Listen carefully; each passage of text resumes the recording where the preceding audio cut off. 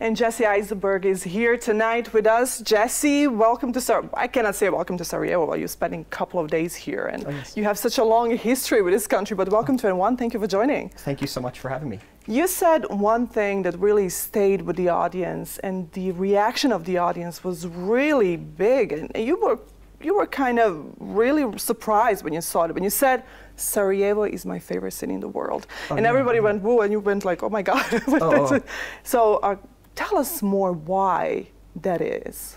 Oh, well, thank you. I guess maybe I was surprised because I assumed that many people have that feeling. I mean, it's the most interesting city. I mean, between the mixture of cultures and architecture and cuisine and the history being both so interesting at once, tragic and also beautiful. A mixture of civilizations. I come from an American Jewish family. We have traveled all around Europe. Our people and our family, and I can relate to the kind of Bosnian experience of integrating into a different culture. And I just feel like the city is unusual enough to me to be very interesting, and also familiar enough to me to feel comfortable. And you've been here before so many times. We had no clue. You do that. Even the first night when you came here on Sunday, if I'm not mistaken, nobody knew. Did you really do it? You went under the radar a little bit for us, for the media. Did you just take your time to be with the city alone and to be with your family here, with your wife?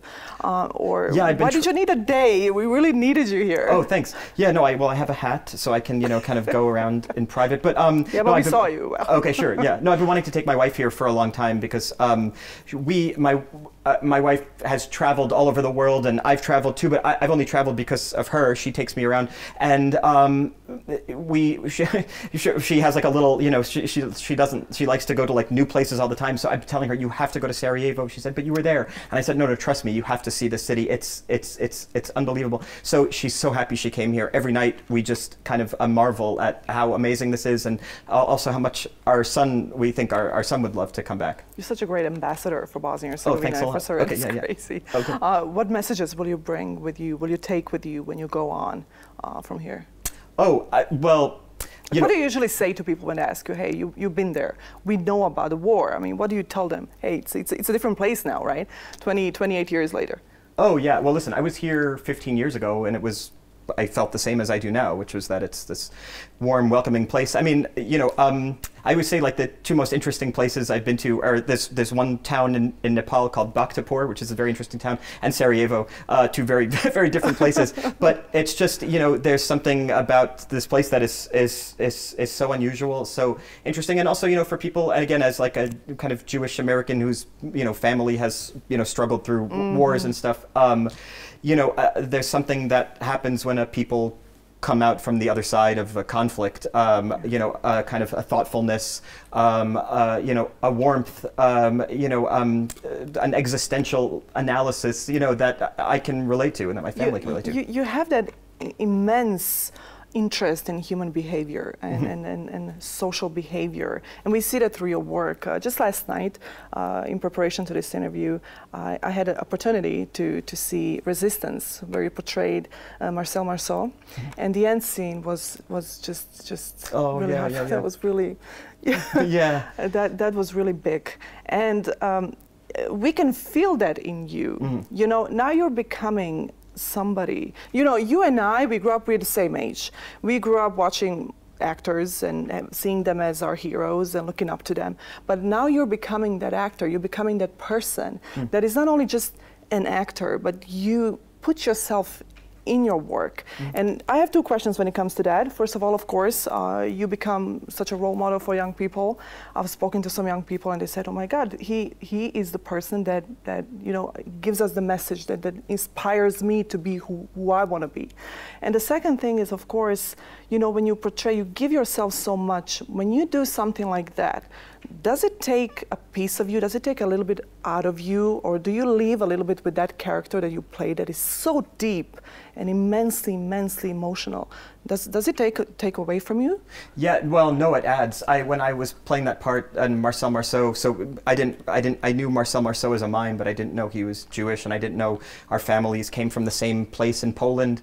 And when I started playing the part and being in you know, we were shooting in Europe, and they made these streets look like occupied Nazi territory, and God, it just was like, it was real. Yeah, it gave me a sense of like, you know, just a visual sense of like, you know, kind of what that was like, something that I've been imagining since I'm a kid, because every, you know, Jewish kid imagines, you know, God, what was like for our grandparents. And so when I came back to New York, which is like a very Jewish city, you know, I suddenly had this like deep well of emotional connection to other New Yorkers and other Jews in a way that I hadn't had before, because so it has awoken something up, right, in you? Yeah, I mean, every kid, you know, where I grew up, you know, thinks about the Holocaust all the time, and, you know, read every book about it. But very few people get to like go reenact it in, you know, in Germany on a set, you know, with millions of dollars worth of props. And so it's this surreal, you know, psychological experience where you're actually kind of like, kind of coming to terms with your family's past in a very, I don't know, in a very tactile way. Tactile way. And you've done the Hunting Party as well. Yeah. And this is one of the movies that Bosnian watched. Richard Gere and Terrence Howard were co-stars. I think you were great in it, by the way. Was it the first time you did, you came in connection with Bosnia, with Sarajevo, with the history of what happened here? Yes. Or, yes? Yeah, I had no idea. You had no idea what was going on? No, I do remember. What was your reaction? What did you think of it? How did you perceive it then in 2007 the movie came out? Well, I remember in 1993, you know, I loved basketball, Drazen Petrovic, Vlade Divac, you know, I knew Toni Kukoc, I knew all these players, and I knew they're from there. I also remember when the war was happening, it was on TV, I passed this Croatian church all the time in New York City on 41st Street, right outside the Lincoln Tunnel. And I remember always passing the Croatian church and thinking, wait, is that connected? Because you know, put the news together as a kid, you know.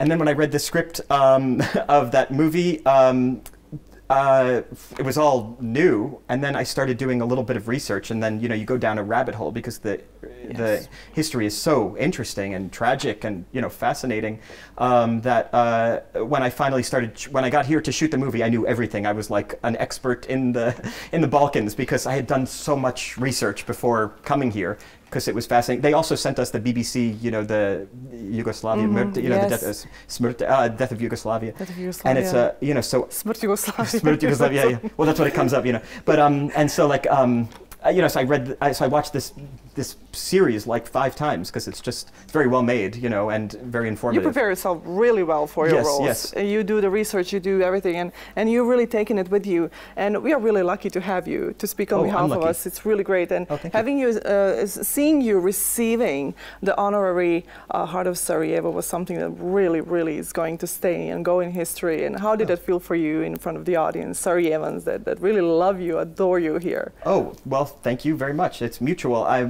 feel so lucky. I wanted to come back as a tourist to walk around the city and, you know, show my wife this amazing place, but instead I got to come back and win this like amazing local honor. I mean, that's just incredible. It's like going to, like, I don't know, it's like, I don't know, going to Paris and getting to be like, you know, there was a statue of you on the Eiffel Tower. I don't know, it's amazing. It's amazing. And of course it's amazing here. I want to thank you. I know our time is up. I have so many more questions, but of course I hope we'll have that opportunity to really sit down and really talk to it. You're such a generous journalist. Thank you. Thank you. You're such a generous person, of course, for being here with us and coming here, bringing your family here, and just continuing to talk on behalf of this beautiful, beautiful city that really, really loves you. Jesse, really, thank you so much for being with us. Thank you for having me. Bio je to Jesse Eisenberg, ja sam Mika Ferrer-Gotić, ostanite uz nas.